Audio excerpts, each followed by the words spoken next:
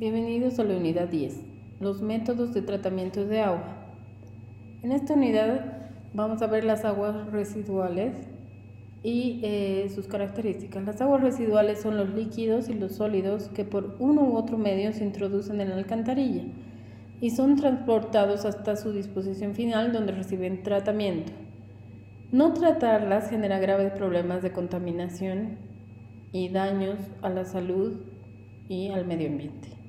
Las aguas residuales domésticas son los líquidos provenientes de las viviendas o residencias, edificios comerciales e institucionales. Las aguas, además residuales municipales, son los residuos líquidos transportados por el alcantarillado público de una ciudad o población y tratados en una planta de tratamiento municipal. En el caso de Cochabamba estamos hablando de la planta de tratamiento Alba Rancho, que es la encargada de recibir las aguas residuales municipales. Las aguas residuales industriales son las aguas residuales provenientes de la descarga de industrias manufactureras. La primera prioridad que demanda una comunidad es el suministro del agua con calidad adecuada y cantidad suficiente.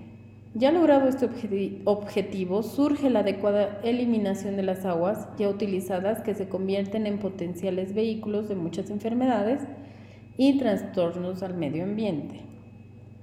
Las fuentes de agua, como ríos, acuíferos, lagos o mares, que hemos visto en la anterior unidad, han sido incapaces de absorber y neutralizar esta carga contaminante. Y por ello estas masas de agua han perdido sus condiciones naturales de apariencia física y su capacidad para sustentar una vida acuática adecuada, que responde al equilibrio ecológico.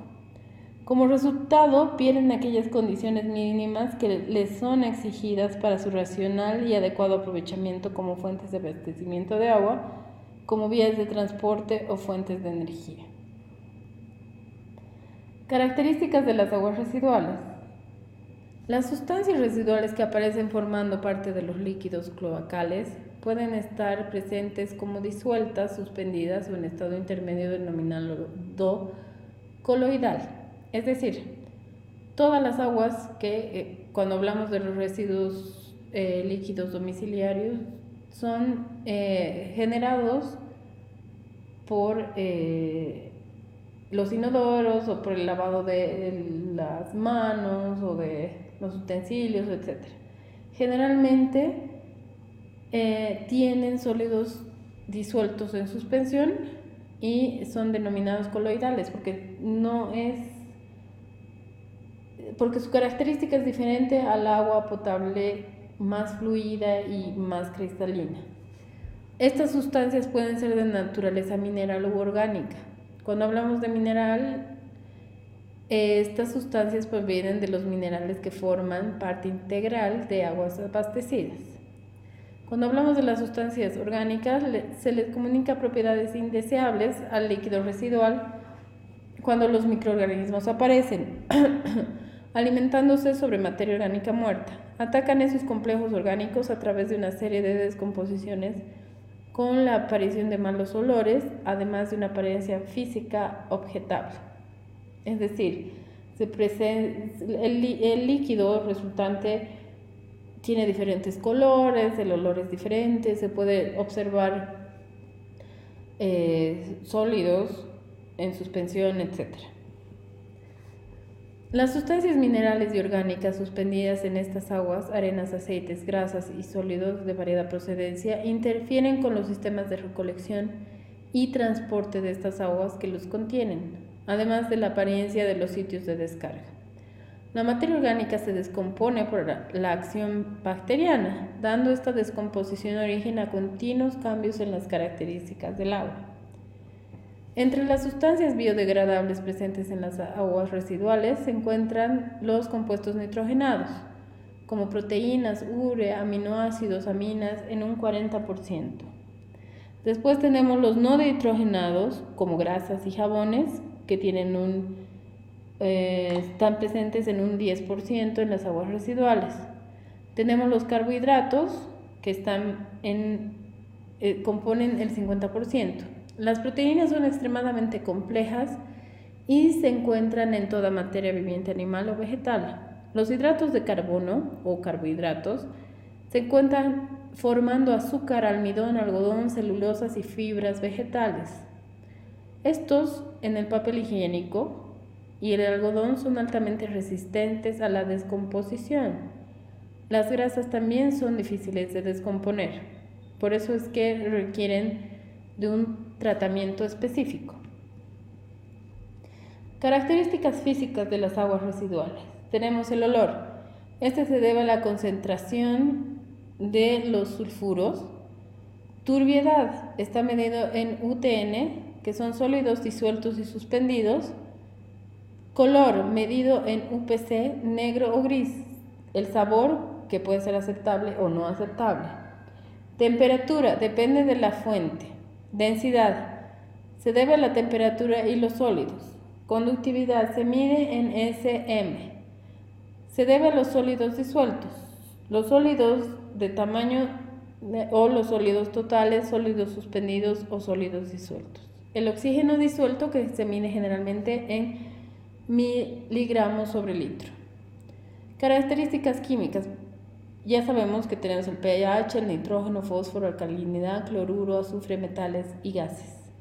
La materia orgánica generalmente se mide con el DBO, DQO, el COT o carbono orgánico total, grasas y aceites. Entonces el DBO es la demanda bioquímica de oxígeno, que es la cantidad de oxígeno que se requiere para oxidar la materia orgánica. El DBO es la demanda química de oxígeno, que es la cantidad de oxígeno que se requiere para oxidar sustancias químicas del agua. Y las grasas y aceites, que son los tensoactivos solubles en el agua. Las características biológicas a determinar son bacterias, virus, protozoos, algas. Características biológicas como las bacterias en las aguas residuales. La presencia de organismos patógenos provenientes del tracto intestinal, es decir, de cada persona, hace que estas aguas sean consideradas como extremadamente peligrosas, sobre todo al ser descargadas en la superficie de la tierra, subsuelo o en cuerpos de agua. Es el caso de las bacterias del grupo entérico que producen enfermedades de origen hídrico como la fiebre tifoidea, la paratifoidea, disentería, cólera y entre otras. Las bacterias en las aguas residuales son las principales enfermedades causadas por virus presentes en aguas residuales. Están la poliomielitis, hepatitis infecciosa, entre otras, y la presencia de microorganismos producen enfermedades como la disentería amebiana, esto causado por parásitos, y la bilharziasis.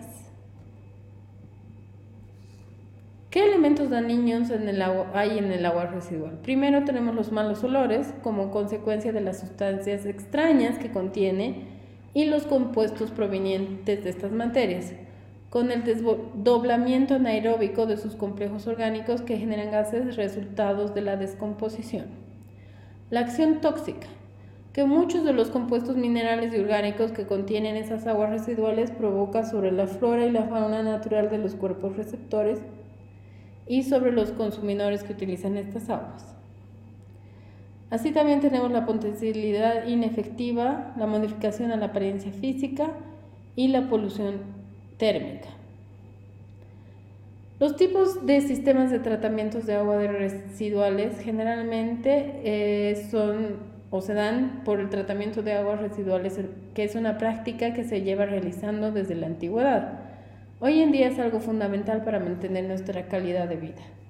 Son muchas las técnicas de tratamiento de aguas residuales y se ha mejorado en el conocimiento y diseño de las mismas a lo largo de los años, al punto de clasificar los sistemas básicamente en 3 tipos de tratamiento. Entonces, estos tipos de tratamiento, estos 3, son tratamiento primario, tratamiento secundario y un tratamiento terciario. El tratamiento primario consiste en la eliminación de sólidos gruesos que resultan en una reducción de la carga contaminante de sus aguas residuales. Dependiendo de la calidad requiere de sus efluentes finales, se puede necesitar un filtro, un sistema de flotación o un sistema de floculación y flotación. Si se descarga agua a un sistema de alcantarillado, un tratamiento primario puede ser suficiente para lograr los requerimientos del efluente final. Es decir, en el tratamiento primario lo que vamos a buscar es eliminar estos sólidos suspendidos que son más gruesos y poco a poco, paulatinamente, con los siguientes tratamientos vamos a eliminar partículas medianas y luego las partículas pequeñas que producen la contaminación. En el tratamiento primario tenemos a la flotación, que es un proceso físico en el que se separa la materia sólida u otros elementos de suspensión. Todo esto gracias a que el aire se disuelve en el agua residual para luego liberar el aire a presión atmosférica en un tanque de flotación. Luego la fuerza de gravedad se ve superada por las fuerzas de rozamiento y empuje y esta causa que se generen pequeñas burbujas de gas, para así finalmente ser arrastradas y removidas del sistema por un dispositivo. Tenemos aquí en la figura, podemos ver, primero entra el sistema de recogida de flotantes, entra a este sistema y sale como un efluente tratado. El agua de alimentación necesita de floculantes y espumantes con un tanque presurizado de mezcla y un compresor de aire. Esto, como ya lo hemos explicado, hace que se generen burbujas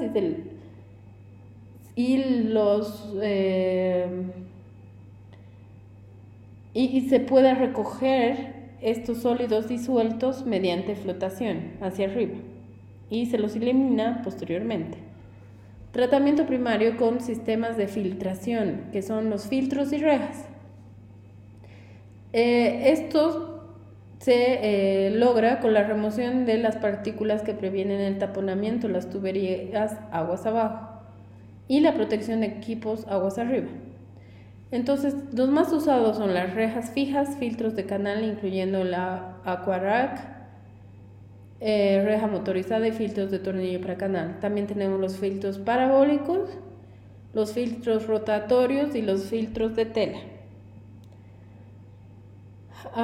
También cuando hablamos de los filtros y rejas, tenemos las rejas fijas, filtros de canal, filtros parabólicos y ya lo habíamos dicho, los de tela. Sedimentación. Este es otro de los tipos de tratamiento. Lo que se hace es un proceso físico que se plantea como complementario debido a que se hace que las partículas más densas del agua tengan una trayectoria y desciendan, haciendo que éstas se depositen en el fondo del sedimentador. El objetivo principal es eliminar un 60% todos los sólidos en suspensión y en 30% la materia orgánica. Ahora pasamos al tratamiento secundario. Tenemos tratamientos biológicos de materia orgánica disuelta presente en el agua residual, transformándola en sólidos suspendidos que se eliminan más fácilmente. Fangos activos. La depuración biológica por fangos activos, lodos activados o barros activados es un proceso biológico empleado en el tratamiento de aguas residuales convencional, que consiste en el desarrollo de un cultivo bacteriano disperso en forma de flóculo en un depósito agitado, aireado y alimentado con el agua residual, que es capaz de metabolizar como nutrientes los contaminantes biológicos presentes en esa agua. La agitación evita sedimentos y homogeneiza la mezcla de flóculos bacterianos con el agua residual. La aireación requerida tiene por objeto suministrar el oxígeno necesario tanto para las bacterias como para el resto de los microorganismos aerobios. El oxígeno puede prevenir el aire de un gas enriquecido en oxígeno o de oxígeno puro. Así también en los tratamientos secundarios tenemos los fangos activos, que es un proceso biológico que se desarrolla habitualmente en dos cámaras separadas. Tenemos un reactor biológico, que es un tanque agitado y que tiene aire y alimentado con el agua residual en el que se produce la parte biológica del proceso. Es decir, se fomenta que haya una actividad biológica y que se den los diferentes procesos. Decantador secundario, que es un tanque en el que se sedimenta el fango producido, que es recirculado a la cabecera del tratamiento y purgado para su eliminación en la cantidad producida en exceso. Tratamiento secundario, seguimos, tenemos las camas de oxidación, que como se ve en la figura, funciona con un sistema de goteo que rocía una cama filtrante compuesta de roca. Podemos ver, ¿no? Aquí en la figura tenemos roca, tenemos grava, poliuretano, cerámica. Entonces, el flujo del efluente se dirige hacia el interior del filtro y en el proceso tiene contacto con la superficie de los distintos materiales, de los cuales son un buen soporte bacteriano y permiten la remoción de compuestos orgánicos y biológicos. Es decir, gracias a todos estos materiales por capas se realiza un tipo de filtrado y se eliminan los compuestos orgánicos y biológicos. También tenemos los bioreactores de lecho móvil, que es un proceso biológico igual, aerobio. El cultivo bacteriano encargado de la depuración se encuentra en forma de biopelícula, adherido a soportes de alta superficie específica. Y las bacterias incorporan la materia orgánica a su metabolismo para generar nuevo tejido celular y mantener su actividad vital. La presencia de oxígeno en el reactor se consigue insuflando aire u oxígeno puro. Tenemos aquí un bioreactor de lecho móvil. Entonces, primero ingresa el agua residual y entra a este reactor de lecho fluidizado que genera, claro, entrando el aire por aquí, genera estos ciclones, digamos, y genera diferentes burbujitas que luego esto ayuda a la filtración y luego llega a un decantador secundario que se separa como lodos que pasan por abajo. Podemos ver la purga de exceso de lodo que se saca por la parte de la base del decantador y por arriba sale el agua clarificada. Tratamiento terciario. La finalidad de los tratamientos terciarios es eliminar la carga orgánica residual y aquellas otras sustancias contaminantes no eliminadas en el tratamiento secundario, como los nutrientes, fósforo y nitrógeno. Estos procesos son de naturaleza biológica o físico-química, siendo el proceso unitario más empleado el tratamiento físico-químico. Este consta de una coagulación, floculación y una decantación. Intercambio iónico. Es una operación en la que se utiliza un material habitualmente denominado resina de intercambio iónico, que es capaz de retener selectivamente sobre su superficie los iones disueltos en el agua, los mantiene temporalmente unidos a la superficie y los cede frente a una disolución con un fuerte regenerante. La aplicación habitual de estos sistemas es, por ejemplo, la eliminación de sales cuando se encuentran en bajas concentraciones. Entonces, se utiliza estos tanques donde se requiere el cloruro de sodio o el ácido sulfúrico entre el agua, y esto por un proceso, como hemos dicho antes, de disolución va cediendo y eliminando los amonios y los demás minerales que queremos eliminar. También tenemos la ósmosis inversa. La ósmosis inversa consiste en aplicar a la disolución concentrada una presión superior a la osmótica, produciéndose el paso de disolvente de agua desde la disolución más concentrada a la más diluida hasta alcanzar un nuevo equilibrio. Usando esta técnica se elimina la mayor parte del contenido en sales del agua. Entonces, claro, lo que vamos a hacer es separar mediante esta membrana semipermeable. Vamos a hacer una presión osmótica inversa y vamos a eliminar todas las sales concentradas por arriba, como vemos en la figura.